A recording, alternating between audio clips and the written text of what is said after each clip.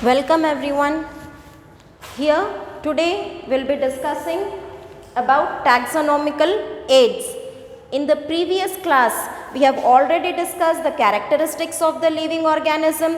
We have even discussed how to name them, the process of nomenclature. We have even discussed this taxonomical hierarchy. Now we'll come to this last topic in this chapter, that is the taxonomical aids. What do you mean by taxonomical aids? First, what does the word aids means? Here, aids is nothing but anything which helps. Aids are nothing but anything which helps. Here, these aids which helps in studying about the taxonomy.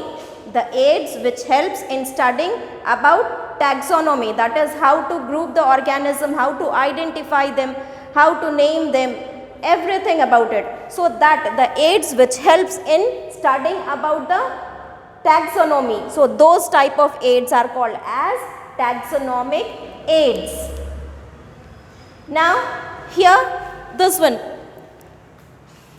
for studying the organisms, for studying the living organisms, we already know that first we need to recognize that organism and we have to identify that organism, whether it is a new organism or not. If it is a new organism, then we have, based on the features, based on the characteristics, we'll be recognizing them. And if it is a new organism, we have to name them. After naming them, then we have to group them into a category. And for all these things, for doing all those things, we require specimen of the previous plant. See, whenever we discover new organism we'll be naming it, classifying it, and we will be keeping the record of that organism for future use. We will be keeping the record of that newly discovered organism for future use.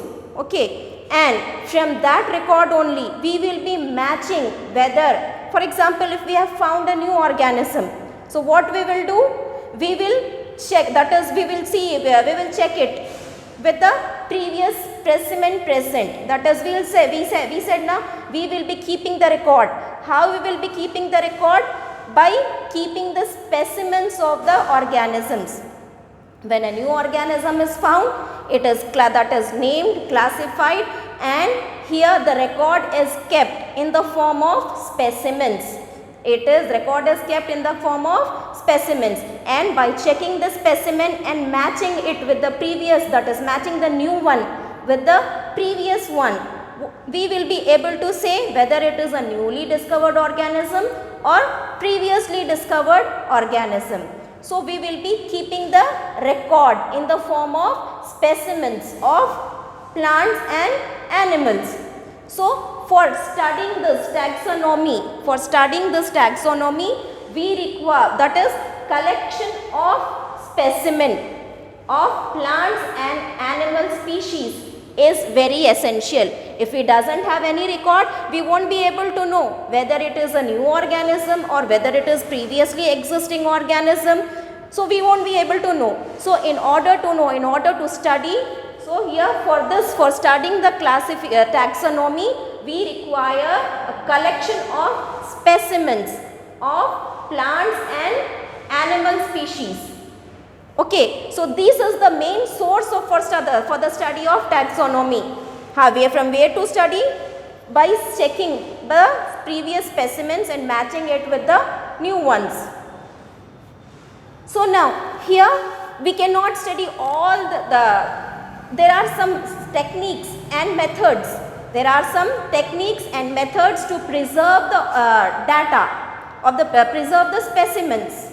So by using those techniques and by using those procedures, we will be able to study. So here we have different taxonomical aids. Here few of them are. One is botanical garden. One of the taxonomic aid is botanical garden. Another example here is herbarium. Then we have museums. Then we have keys. So these flora, manuals, monographs, these are the various taxonomic aids.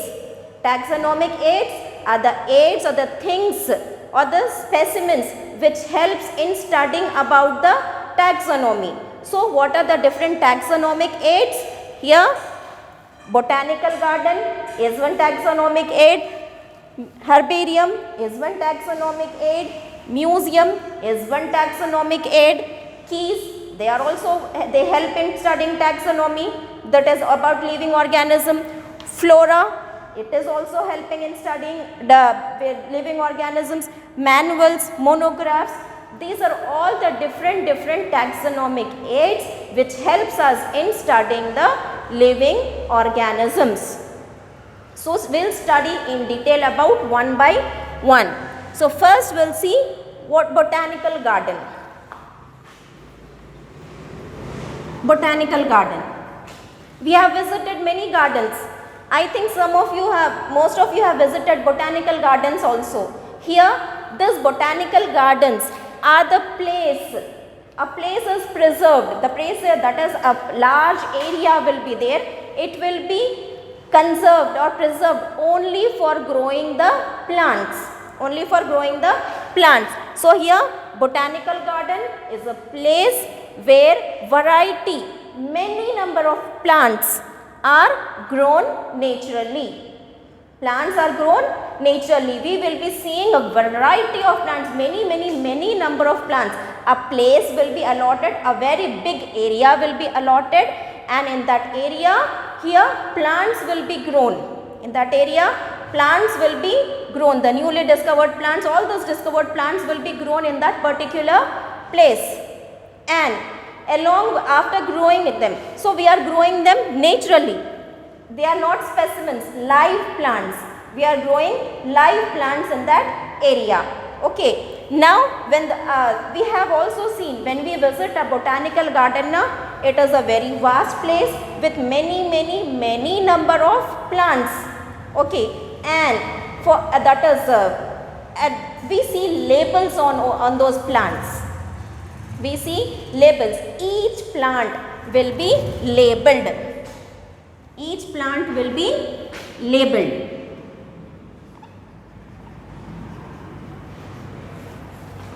Each plant will be labeled. Labeled in the sense, so near the plant a label on the plant or near the plant or on the pots or some place here nearby. So all the information labeled in the sense, all the information regarding to that plant will be there on that label. That is, what is the name of the plant, what is the scientific name of that plant, from where that plant has been found, who has found that plant, that is who has collected that specimen, what is the habitat where that plant will live, so what are the characteristics, to which family it belongs, to which class it belongs. So all this, that is classification of organism of that plant will be there on that label. So here botanical gardens are the place where variety, many number of plants are grown naturally. They are the natural plants, live plants, not the specimens, not the stored ones. So live plants are grown naturally, and near the plants it is label will be there. Near the plants label will be there. This label shows the classification of that plant. This label shows the classification of that plant. That is where it is taken, what is the scientific name, which family it belongs, all the information regarding that plant will be present on that label. So by seeing that plant, we will be able to recognize, if we have found a new plant, we'll come to this place, we'll see whether the same plant is there or not. We'll match the newly found plant with the already growing plants. If it is similar, then we'll say this belongs to this particular species or this particular family. If it is not, then it is a new organism. If it is not matching, if the newly found organism or plant is not matching with any of the previous plants, then we will be giving, that is another process, we'll say it as the new one. If it is matching with someone in the already grown plants, then we'll say that this plant is already existing. So in this way we will be studying it. Here these botanical gardens. Here in England, one of the biggest botanical garden is in England. It is at the place Kew, at Kew in England. The largest botanical garden is at Kew in England. In India also we have botanical gardens. Here Indian Botanical Garden, it is at Howrah. Indian Botanical Garden, it is at Howrah. One more we find National Botanical Research Institute. Here this botanical garden is in Lucknow. Internationally, the biggest botanical garden is in England at the place Kew, and in India we find this, that is these two are the famous botanical gardens. These two are famous botanical gardens. So botanical garden, a place where variety of organisms are grown naturally and labeled. The next taxonomic aid which helps in studying about organisms is herbarium. This is another one, that is herbarium. Herbarium is here it is a collection of dried, whether we find a plant now, we will be keeping the record. How we will be keeping the records here? By drying that organism. We take the plant and we dry it.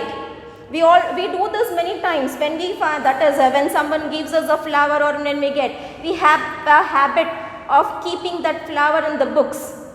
When we keep it, it was fresh flower. After 2 or 3 days, you see what will happen to it.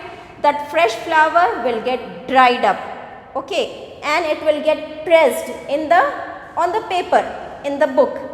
So here that is how we will be preserving. We will be taking the plant and we will be drying that plant. After it is dried, it is pressed. After it is, for example, this is a plant. After it is dried, it is pressed on the paper. Okay, dried, pressed and mounted plants on sheets. We will take big sheets. Big means that is of this size. We will take the sheets. That dried plant will be pressed and mounted on the sheets. Okay, and at the corner, it will be having all the label will be there. It is at the corner.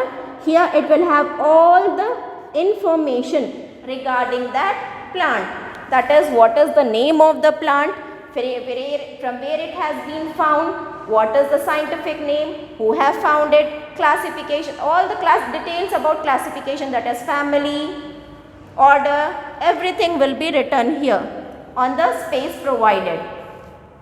So now this type of keeping the record, collecting the specimens is herbarium. In this botanical garden, we are growing the plants naturally. Okay, now in this one, in this herbarium, here herbarium is a collection of dried plants already, that is the plants which were present. So that specimen of plant is taken, that plant is dried, pressed and mounted on sheets. Okay, so when we find a new organism, we will check it.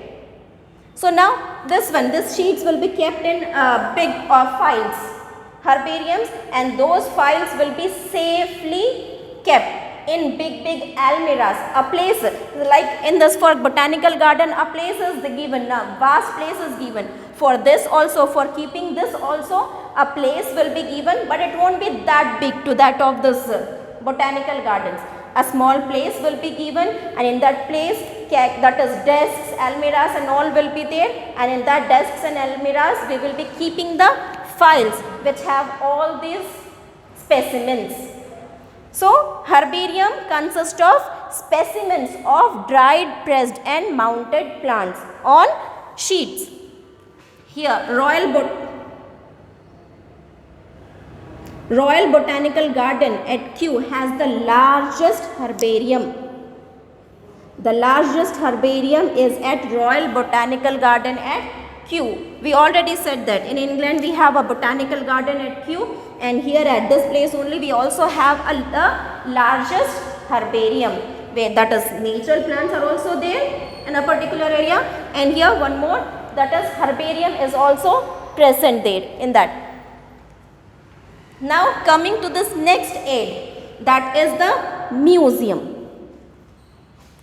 Museum, many people have visited this museums where that is we will see the specimens, animals and plants.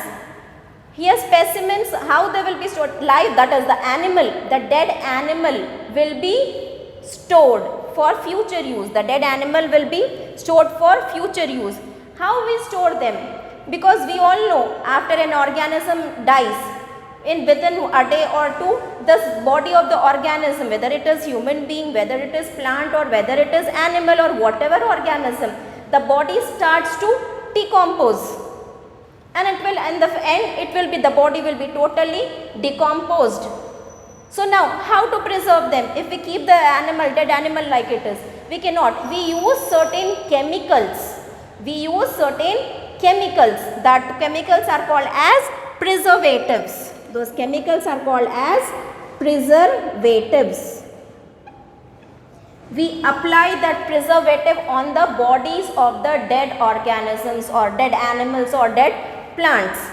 On the whole body, we will be applying that chemical or the preservative. So the chemical will not allow the body to decompose. The chemical will be keeping the body as it is, the dead body of plant or animal as it is. It will not allow the body to decompose. So here now in museums are the place where organisms are preserved as specimens. Pura organism, that is whole organism will be preserved by using the preservatives. So in this they will take big jars for keeping plants or keeping small animals. They will take glass jars. Okay, in that glass jars they will pour the preservative or the chemical. They will pour the chemical or the preservative, and in that chemical now they will be putting the plant or the animal. Big animals we cannot put in the jars, that is big shelves will be there. So now inside those shelves on the bodies they will be putting the chemicals. When chemicals are put on the body will not decompose. So in this way we can store the dead organism. So if we have discovered a new organism, we come to the museum, check whether a plant is there, the specimen of that plant is of that type of plant is there or not. If it is not there, then we will say it as the new organism. But if that is new found organism, if it matches with the previous present specimen, then it is said to be a already existing organism. Now apart from this museum, another taxonomic aid is keys. So keys are based on contrasting characters, generally in a pair called as couplet. For example, if we find an organism, then we will be they'll be having a pair of statements will be there. Okay, whether if we found an organism, so first it will be given, that is first thing, two statements will be given. It is unicellular, for example, it is unicellular or multicellular. If we see a big plant, then we say that it is multicellular. So one will be rejected. Which one will be rejected? Unicellular. It is not unicellular. If it is unicellular, then another, that is we say that based on contrasting characters. Contrasting characters. For example, if I say one character is unicellular, another character is multicellular. Okay, if we see if a big plant is there, then we cancel this unicellular. We take it on multicellular. If it is multicellular now, then it will be, so here it will be, then go to second. If it is unicellular, go to first one. That is another statements will be there. If it is multicellular now, then go to 2. In second we see whether it has nucleus or whether it does not have nucleus. So like this, a pair of contrasting characters will be present, and that pair of contrasting characters is called as couplet. Okay, and in that couplet one will be accepted, one will be accepted and one will be rejected. The accepted one is called as, the accepted statement is called as the lead. Accepted statement is called as the lead. Based on the lead we will be proceeding forward. So until we get the total information which we want. So keys are also a type of taxonomic aids which help in studying the various organisms. Apart from keys, we also have, that is flora. Flora is flora is a type of manual or book where all the plant species of a particular place will be present. It contains, this flora contains information of all the habitat of a particular area. Okay, it consists of information of all the plants which are present in a particular area. So manuals are also the same. So it consists of only index. It consists a little more detailed information. Manuals will provide only index, whether in that area which plants are formed, only index will be there. So that is manuals. And monographs. This monographs, it will be having information. It won't have total information about the whole classification. It will have information of only one taxon. It will be having an information of only family or only order or only one taxon. It gives information of only one taxon. So basically these are the various taxonomic aids. The first is botanical garden, then that is herbarium, then museum, then flora, manuals, monographs, keys. These are the various aids which helps in studying about the different living organisms. Okay, now coming to this here, the difference in this botanical garden, herbarium and museum. Botanical garden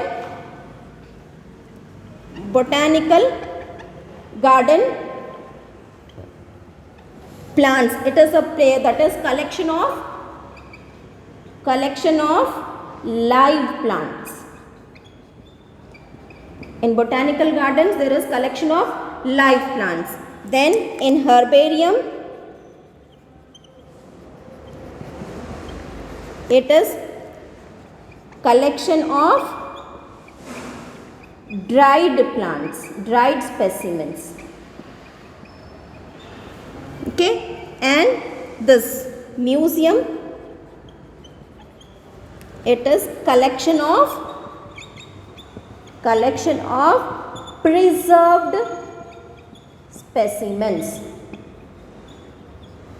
So these are the live plants in botanical garden, dried plants in herbarium and preserved specimens in museum. So now in this chapter we have seen what are the various characteristics of the living organisms. That is, we have seen how to define living organisms. So living organisms are self-regulating, self-evolving, self-reproducing and which can respond to stimuli. So such organisms are called as living organisms. How to classify them? By using the binomial nomenclature, where for a particular organism two names are given. The first name will be of genus, second name will be of the species.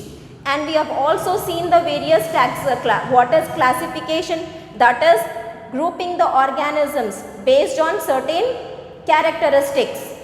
So now we will be group them into different taxons or categories, and we have seen that various taxons, that is hierarchy of taxonomical hierarchy, where we have seen species, then genus, then family, or all this classification we have, that is hierarchy we have seen. And after that, in the last we have seen what are the aids, taxonomical aids which helps in studying about all those organisms.